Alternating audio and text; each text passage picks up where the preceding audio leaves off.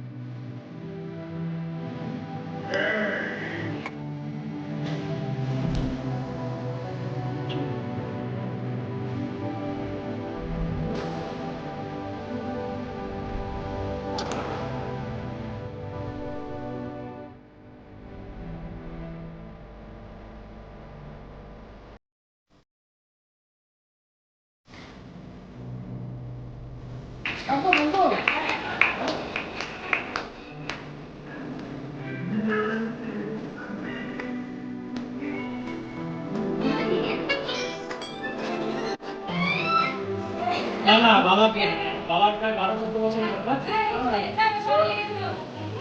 মা মা মা মা যাচ্ছে বাবু। আরে মা